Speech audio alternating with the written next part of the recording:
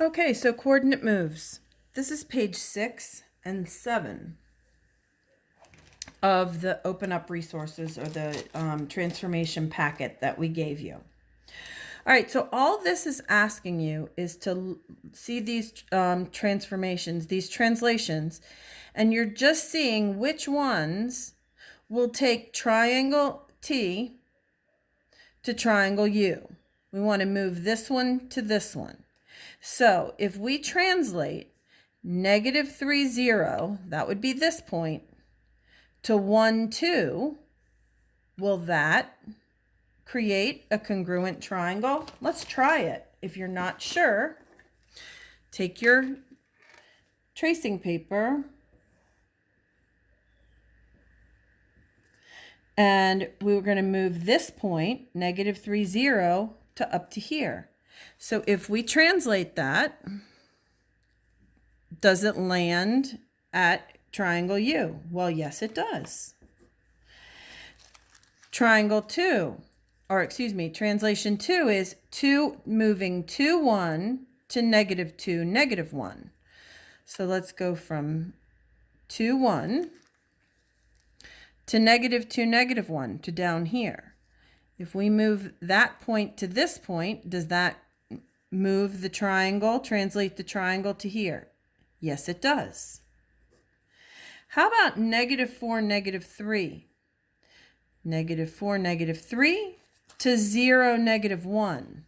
So if we take this point and go to 0, -1, will that make the triangle, the entire triangle move? Yes, it does. And how about this one? Translating 1, 2 to 2, 1.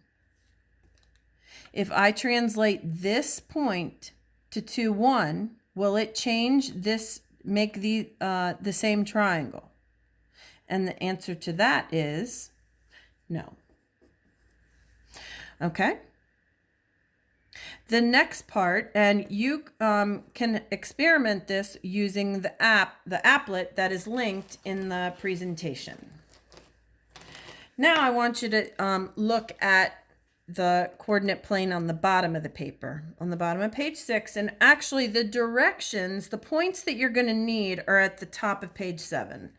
So to my left, I have page 7, and I'm just looking at the points there. It says, here is a list of points, and put them on the coordinate plane. So 1/2, 4.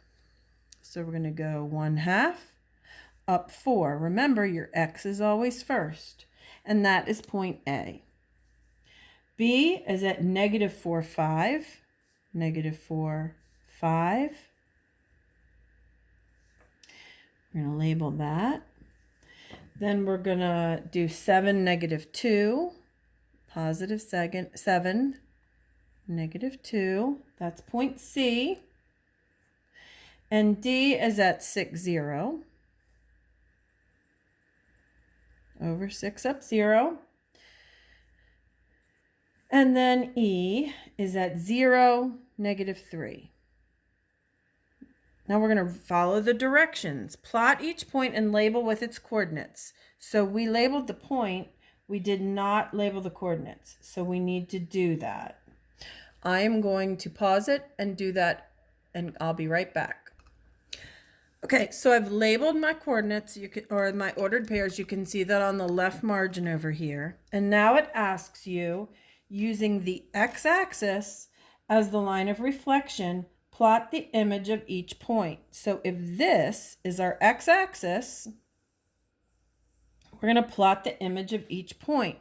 So let's start with C. We're going to start over here. Well, how far is C from the x-axis? It's 2 units, correct? So it's going to also have to be 2 units over here. The other thing you could do if you wanted is you could take a piece of your tracing paper and you can go ahead and draw that x-axis and go ahead and put, I'm going to also make sure that I mark where the origin is. where the y-axis is. And that's important because you got to know where to set it down so that your origin is going to stay in the same place. So here's D, this is E, this is D, this is A, and this is B. So let's go ahead and reflect it over the x-axis. So we're going to pick it up and move it over, and that goes right at the origin. Well, we can see that C is right up here, 2 units from the x-axis, and this is now C prime. What happened to D? Did D move? D stayed in exactly the same place. So we're also going to call this D prime. A is now down here, where kind of near where E was. So A is at 1/2 and -4 instead of +4. So that's A prime. And E is now at -3 instead of +3. I'm sorry, E was at -3. I'm getting confused. And so E is now at +3. You can see that it's up here. That's E prime. And B, you can see, has moved down here. So B is down here, is now B prime. Using the tracing paper is the easiest, the most helpful strategy I find. So you can see that now here we have all these points. We have A prime, we have B prime, C prime, D prime, and E prime. Okay, and then we're going to go ahead and write down the coordinates for those. All right, so you'll notice that just like we when we looked at when we did the notes paper last week, we noticed that the one thing that changes is when we reflect over the x-axis is that our x is going to stay the same and our y that became the opposite. The next thing it asks you to do for number 4 is we're going to include a label using a letter. We did that for A prime. So now I want you to look at, we did 1, 2, 3, and 4 there. Everything's done there. Now go to number 2. It says if the point 1310, it doesn't fit on our coordinate plane. Our numbers are not that big, or our graph is not that large. So if the point 1310 were reflected using the x-axis as the line of reflection, what would the coordinates of the image be? Would it be either 13 -20 or 13 570? So think about that.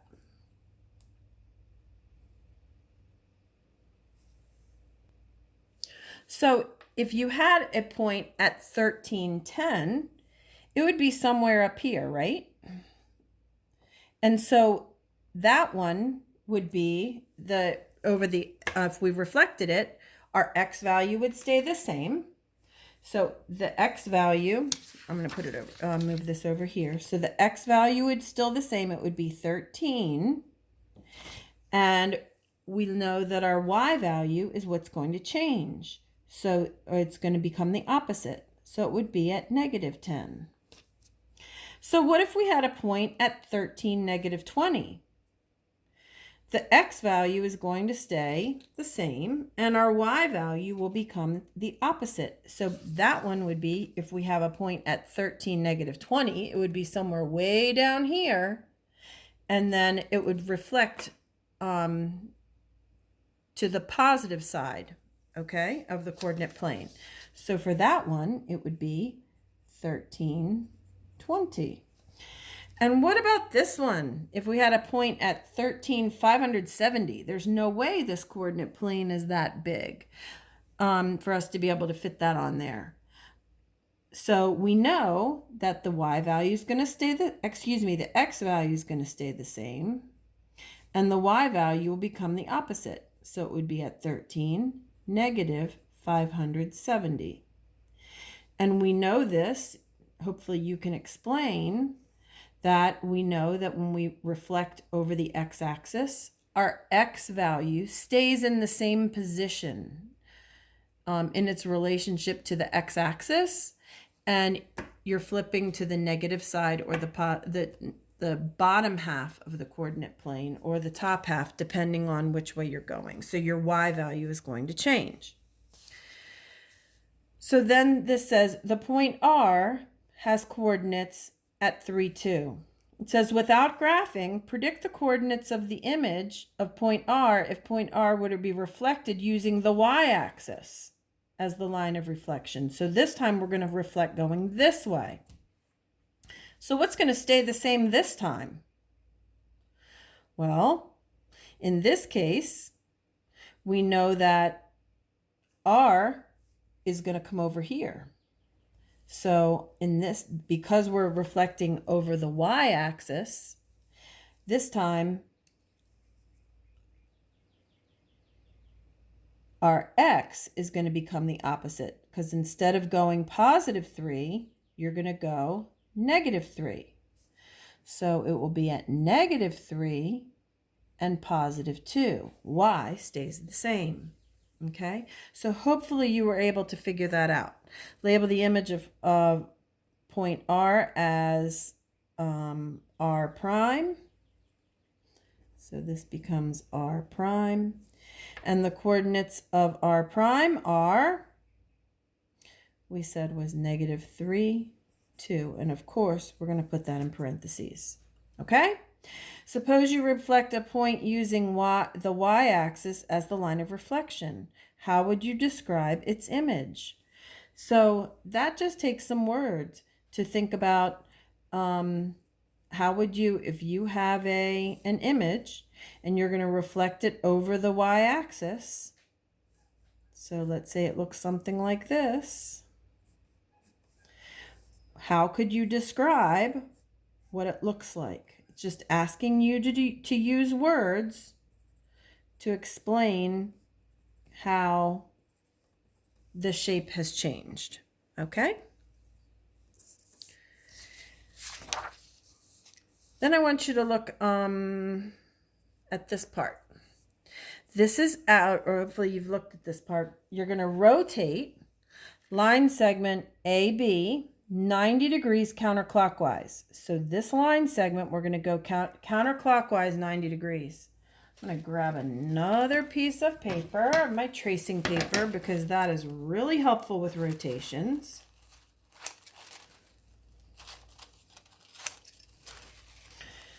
All right, so I'm going to put, first thing I'm going to do is I'm going to mark my origin. And here's A, and here's B. I'm going to make sure I label those points. And it asks me to rotate it 90 degrees counterclockwise, around center B. So we're going to keep this in its place. B is going to be the center. And we're going to go 90 degrees. Now, we're going to make we want it to end in one right angle, because 90 degrees is a right angle. So we're going to go until it creates a right angle. And now we can see that there's a right angle there. So here is point A prime. Okay. Actually, I just reread the directions, and it says to label it as C. So in this case, it's giving us different directions. Then it says, what are the coordinates of C? So the coordinates of C are 3, -3. Then it says rotate segment AB 90 degrees counterclockwise around center A. So we're going to go back, use our same piece of paper, and this time we're going to go counterclockwise around center A. So we want to make a right angle again with that original line segment, because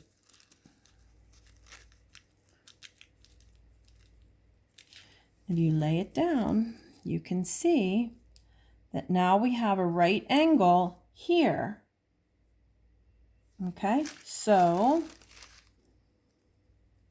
it says now we're going to label that image as D. And what are the coordinates of D? 1, 8. Then it says rotate segment AB 90 degrees clockwise around 0, 0, which is the origin. So we had already marked the origin. So I'm going to go ahead and turn it 1 right angle. When it goes around the origin, it's a little easier to see because you know you're going to end up in the next, a whole quadrant away. You're going to label the image of A. So what was A, this one, is now going to be E.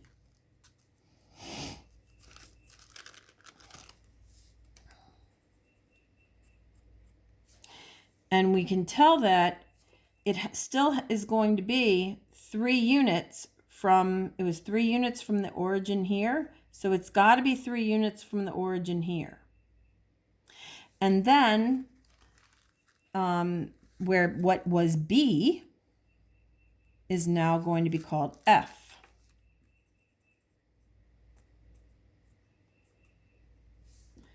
And what are the coordinates of B?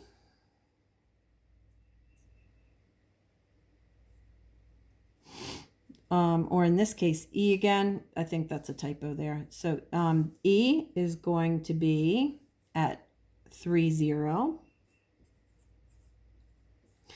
And F is at 2, -5. Okay, it says compare the two 90-degree counterclockwise rotations of segment AB. What is the same about the images of these rotations and what's different? So think about that. All of them went 90 degrees counterclockwise. This one went clockwise. These two went counterclockwise. What is the thing that made them different? In this case, we rotated around A. And so this point, actually, what stayed the same? So this point is still at 0, 3. And this one, remember we turned counterclockwise around this point, around B, and B stayed the same. The thing that changed was this here, was the other point that moved to the other location. Okay, so in this case, when A and B were the center, or the point that the rotation moved around, that point stayed the same. Did either point stay the same for the when it went around when the origin was their center, when we rotated around the origin? No. So therefore both points changed. Okay. We can also see though that